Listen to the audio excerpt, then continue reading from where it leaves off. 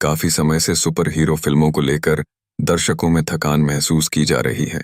Marvel और DC जैसे दो बड़े स्टूडियोज दर्शकों को रिझाने के लिए सही राह खोजने के लिए संघर्ष कर रहे हैं। बड़े पैमाने पर grand visuals, multiverse, time travel और आपस में जुड़ी कहानियों की होड़ सी लगी है।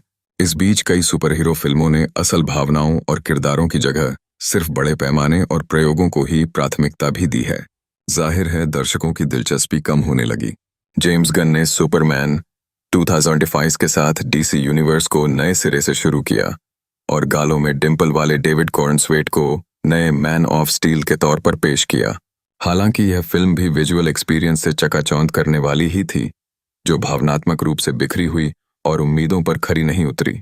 लेकिन उस फिल्म के खत्म होने के बाद भी जो एक चीज लंबे समय तक याद रही, वह थी मिली एल्कॉक की बेफिक्र और बागी सुपरगर्ल की छोटी लेकिन यादगार झलक।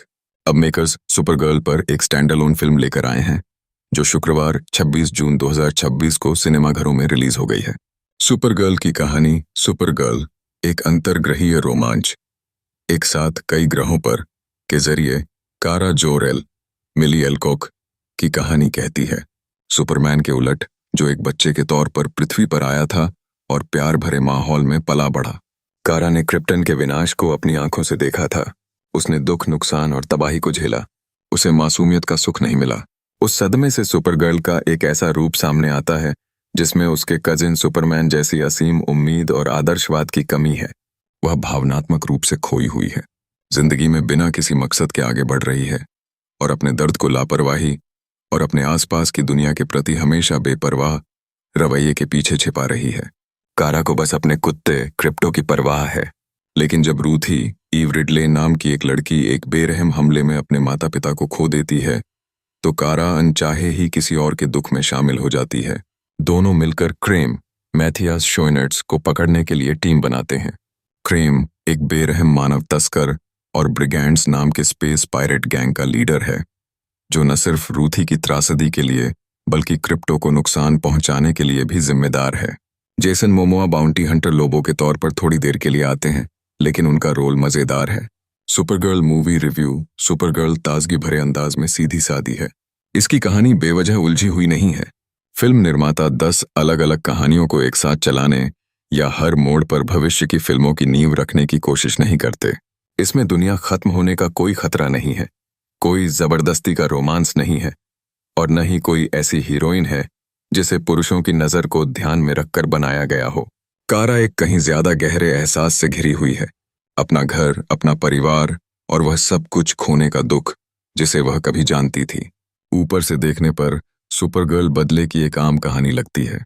एक युवा लड़की अपने मारे गए परिवार के लिए न्याय चाहती है, जबकि एक घायल हीरो उस आदमी का पीछा करता है जिसने उसके प्यारे कुत्ते को चोट पहुंचाई थी।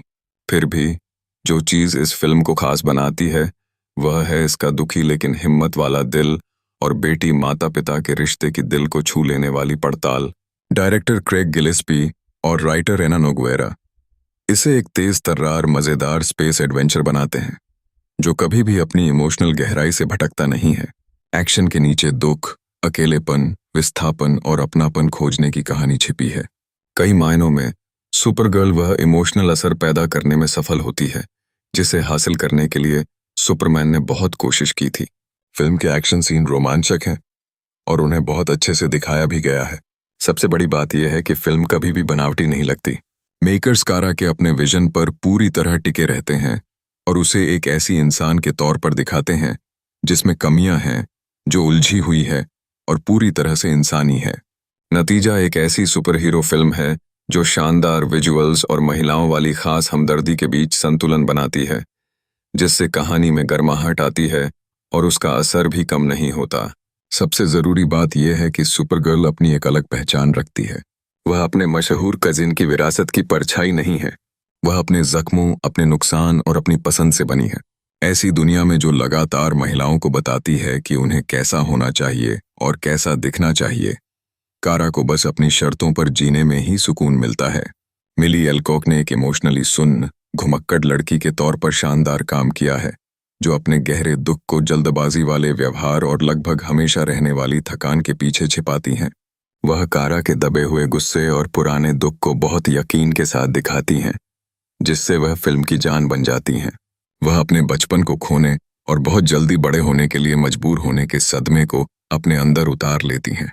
बिखरे हुए बालों, तीखे मजाक और बेपरवाह बहादुरी के पीछे एक ऐसी लड़की है जो बेताबी से घर जैसा एहसास ढूंढ रही है। वह उस मासूमियत और कोमलता को तरस रही है जो जिंदगी ने उससे बहुत जल्दी छीन ली थी। डेविड कोरेनस्वेट कई सीन में सुपरमैन के तौर पर लौटते हैं और बहुत आकर्षक लगते हैं। उनकी उम्मीद भरी एनर्जी, कारा की इमोशनल उथल-पुथल और निराशावादी सोच के बिल्कुल उलट असर डालती है। ईव रिडले साइडकिक के तौर पर ईमानदार लगती हैं। मैथियास शोएनार्ट्स की स्क्रीन पर मौजूदगी दमदार है, लेकिन मुख्य विलेन के तौर पर उनका किरदार अधूरा और ठीक से गढ़ा हुआ नहीं लगता है।